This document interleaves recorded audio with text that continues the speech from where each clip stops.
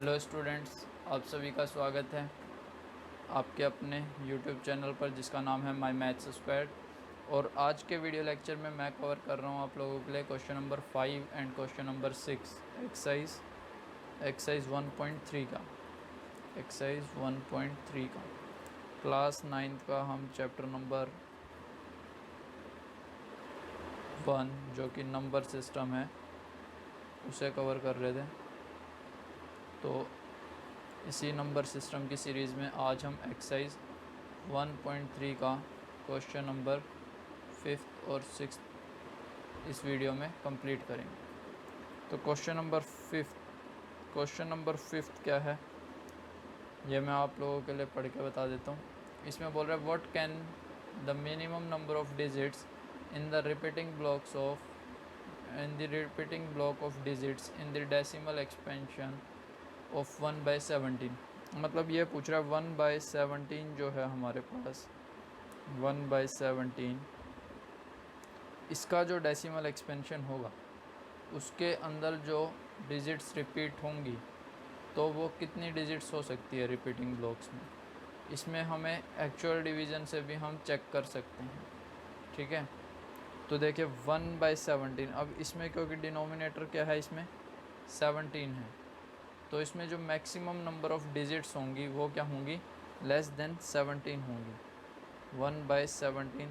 तो इसमें जो मैक्सिमम नंबर ऑफ़ डिजिट्स हो सकती हैं रिपीटिंग ब्लॉक्स के अंदर, maximum number of digits in the repeating block in the repeating block of digits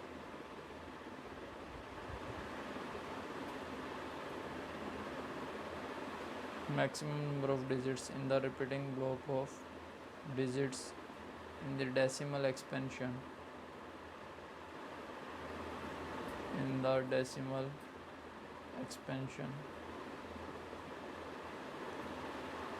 is less than 17। वो क्या होंगी 17 से तो कम होंगी, यानी मैक्सिमम कितनी हो सकती हैं फिर 17 से कम। कौन सी इंटीजर वैल्यू है 17 से कम, और वो मैक्सिमम हो तो ऐसी क्या है 16 है, यानी इट कैन बी 16। एग्जांपल के लिए हम बोल सकते हैं कि इट कैन बी 16 डिजिट्स हो सकती हैं रिपीटिंग ब्लॉक्स के अंदर।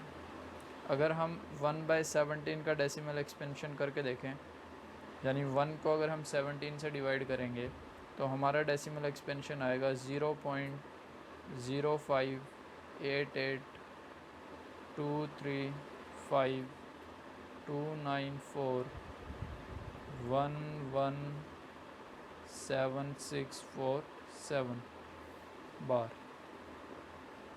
तो ये जो रिपीटिंग डिजिट्स हैं आप इन्हें काउंट कर सकते हैं 1 2 3 4 5 6 7 8 9 10 11 12 13 14 15 16। तो 16 हमारे पास क्या होंगी रिपीटिंग ब्लॉक्स होंगे, रिपीटिंग डिजिट्स होंगी। ये 16 डिजिट्स बार बार रिपीट करेंगी जब आप इसका डेसिमल एक्सपेंशन करके देखेंगे। तो इसके अंदर इसलिए क्या है मैक्सिमम नंबर ऑफ़ डिजिट्स आती हैं जो रिपीटिंग ब्लॉक ऑफ डिजिट्स के अंदर डेसिमल एक्सपेंशन में 1/17 के, वो कितनी आती हैं 16। अब इसके बाद हम कवर कर रहे हैं क्वेश्चन नंबर 6। क्वेश्चन नंबर 6 में क्या कहता है, क्वेश्चन नंबर 6 में कहता है look at several examples of rational numbers. अगर आप रैशनल नंबर्स के कुछ एग्जांपल्स देखें जो पी वाई क्यू की फॉर्म में हो और पी और क्यू जिसमें क्या हो इंटीजर्स हों, with no common factors other than 1, और उनमें कॉमन फैक्टर्स जो पी और क्यू के अंदर जो कॉमन फैक्टर होने चाहिए वो क्या होना चाहिए 1 होना चाहिए, 1 के अलावा कोई कॉमन फैक्टर नहीं होना चाहिए। और जो डेसिमल एक्सपेंशन होना चाहिए and having terminating decimal expansions, तो यानी जो डेसिमल एक्सपेंशन होना चाहिए वो कैसा होना चाहिए टर्मिनेटिंग होना चाहिए। तो हमें प्रॉपर्टी बतानी है कि क्यू किस प्रॉपर्टी को सेटिस्फाई करेगा। तो जो इसका कंसेप्ट है वो मैंने पिछली वीडियोस में कवर किया है। तो देखिए अगर हम कुछ एग्जांपल्स लें, ऐसे एग्जांपल्स जो p बाई क्यू की फॉर्म में हो, जैसे मैं ले रहा हूँ 2/5। अब ये p बाई क्यू की फॉर्म में है, p और q दोनों इंटीज़र है। देखिए ये पॉजिटिव इंटीज़र और ये भी क्या है इंटीज़र है। जहाँ पे पी और क्यू के अंदर कॉमन फैक्टर क्या होना चाहिए, केवल 1 होना चाहिए, 1 के अलावा कोई कॉमन फैक्टर नहीं होना चाहिए। अब आप देखिए इसके अंदर कुछ कॉमन है, कोई ऐसा नंबर जो कैंसिल आउट हो सके या जिससे ये दोनों डिविजिबल हो सके। 1 के अलावा ये किसी से डिविजिबल नहीं हो सकते, इसका मतलब इन दोनों के अंदर 1 के अलावा कोई भी कॉमन फैक्टर नहीं है। तो जब हम इसका डेसिमल एक्सपेंशन करेंगे तो वो आता है 0.4, जो कि कैसा डेसिमल एक्सपेंशन है, टर्मिनेटिंग। तो अभी हमें क्वेश्चन में क्या कहा था कि हमें ऐसे एग्जांपल्स लेने हैं जिन्हें हम पी बाई क्यू की फॉर्म में लिख सकें, पी और क्यू इंटीजर्स हो, इनमें कोई भी कॉमन फैक्टर ना हो अदर देन 1, और इनका डेसिमल एक्सपेंशन कैसा हो, टर्मिनेटिंग।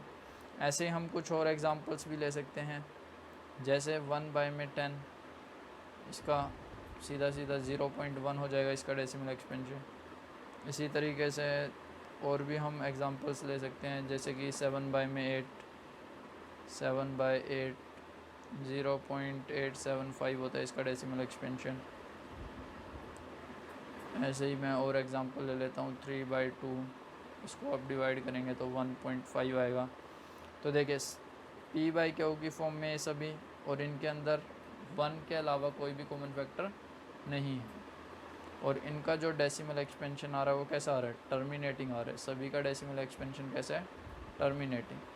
तो इसमें क्यू की क्या प्रॉपर्टी होनी चाहिए, मतलब ये जो नीचे वाला नंबर है हमारे पास, इसकी क्या प्रॉपर्टी होनी चाहिए। तो इसकी प्रॉपर्टी क्या होनी चाहिए कि जो रैशनल नंबर होंगे, जितने भी रैशनल नंबर्स होंगे, उनमें जो डिनोमिनेटर हमारा होगा वो किस फॉर्म में होना चाहिए, 2 की power m, Q should be in form of 2 की पावर m, यानी m कोई भी इंटीजर हो सकता है, इनटू में 5 की पावर n। m और n क्या हो सकते हैं, कोई भी इंटीजर हो सकते हैं। तो जो डिनोमिनेटर देखिए यहाँ पे 2 की पावर, यहाँ पे क्या है 1 है, और 5 की पावर 0।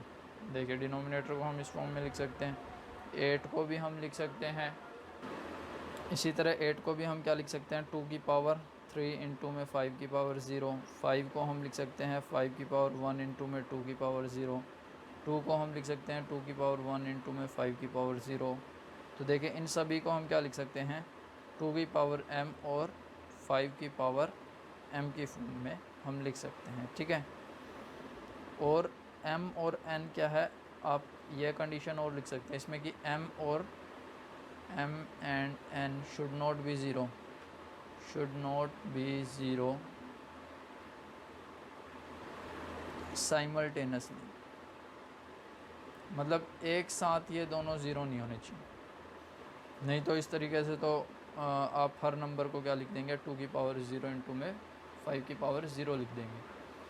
तो 2 की पावर m इंटू में 5 की पावर n, इस फॉर्म में हमारा डिनोमिनेटर होना चाहिए, तभी हमें क्या मिलेगा, decimal expansion, terminating decimal expansion मिलेगा।